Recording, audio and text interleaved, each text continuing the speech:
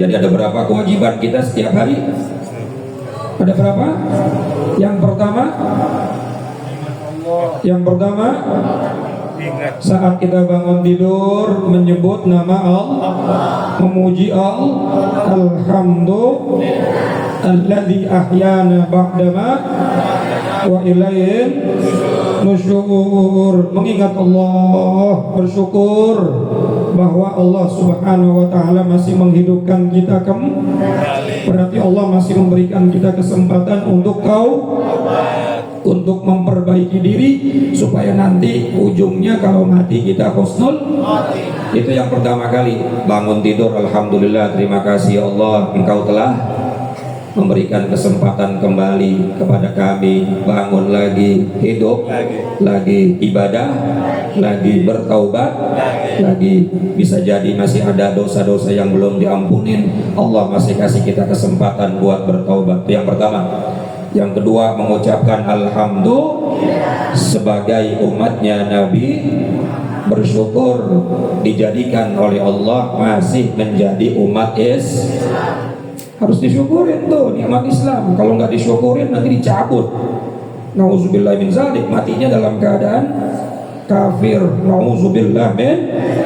Lalu yang ketiga, dia mengucapkan doa alhamdulillahilladzi lam yaj'al rizqi biyadi ghairih.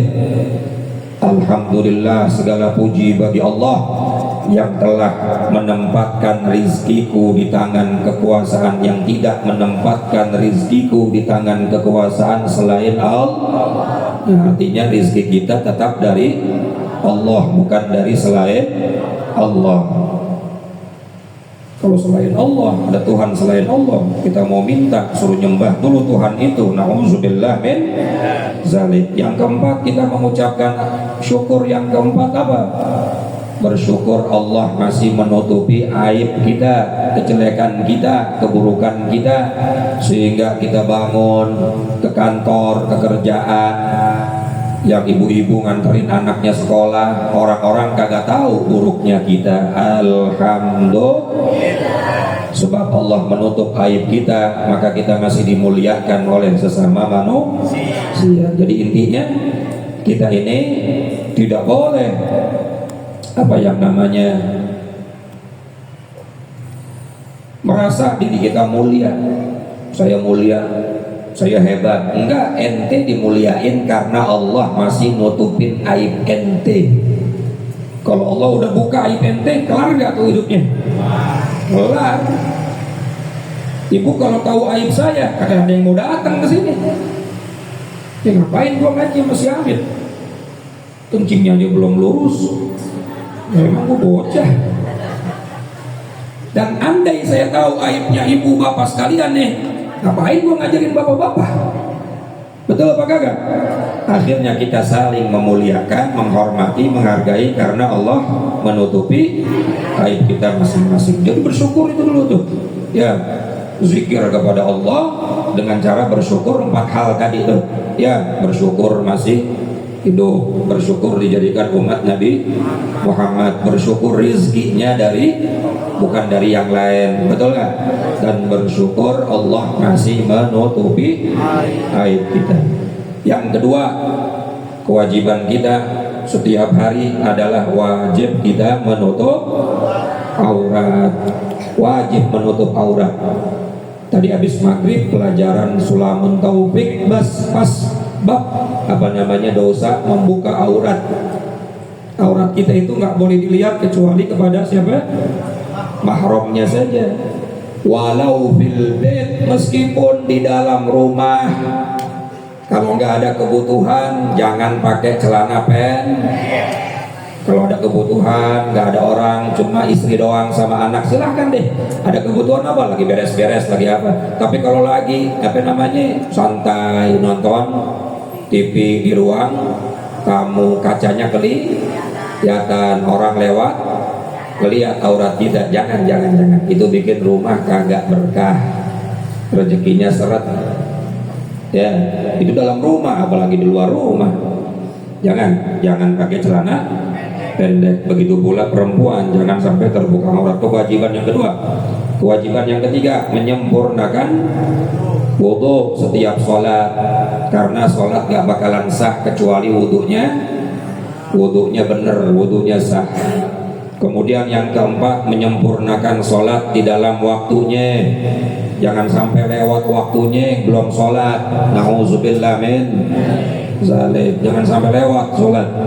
Yang kelima, beriman, percaya dan yakin akan janji Allah dalam urusan rizki. Kewajiban tuh, wajib yakin Allah bakal ngasih rizki. Bangun tidur dapat rizki, bismillah dapat rizki, bismillah dapat rizki. Emang rizki datang.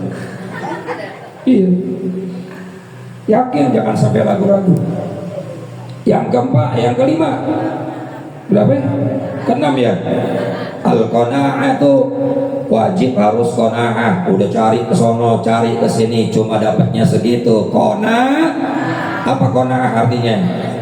Menerima apa yang Allah berikan walaupun sedikit. Namanya qanaah.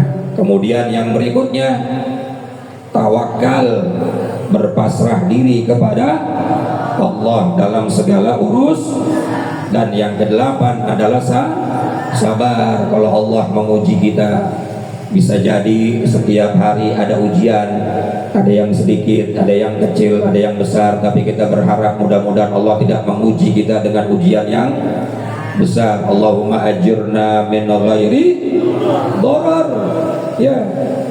Ya Allah, jauhkanlah kami dari segala bencana, dari ujian-ujian yang berat.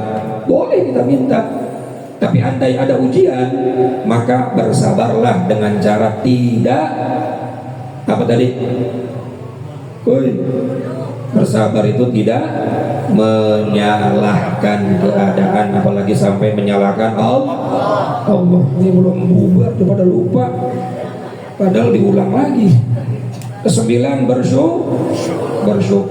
Dan yang ke-10 yang terakhir, jangan makan sesuatu kecuali yang halal, karena dosa memakan yang haram beda dengan dosa yang lain. Kalau dosa yang lain, ibu nyesel, ibu taubat, langsung tapi kalau dosa makan makanan yang haram kagak diampunin, kecuali itu sisa-sisanya hilang dulu dari badan kita.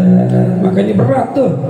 Akhirnya gara-gara ada yang haram di dalam tubuh kita, doa kita kagak kabul. Betul apa kagak? Wasabru 'alal bala. Kemudian ibadah yang ke-10, ibadah hati yang ke-10 adalah bersabar atas setiap ujian. Wa huwa habsun nafs. Sabar adalah menahan hawa nafsu, anil jaza, dari berbagai macam ketidaknyamanan.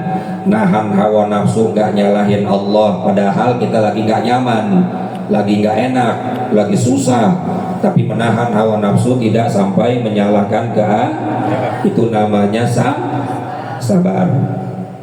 Wa fil hadis, dan dalam sebuah hadis disebutkan, inna azmal jazai ma'a azmil bala.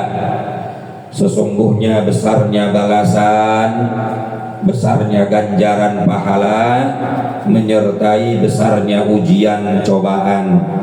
Semakin banyak lika-likunya, semakin besar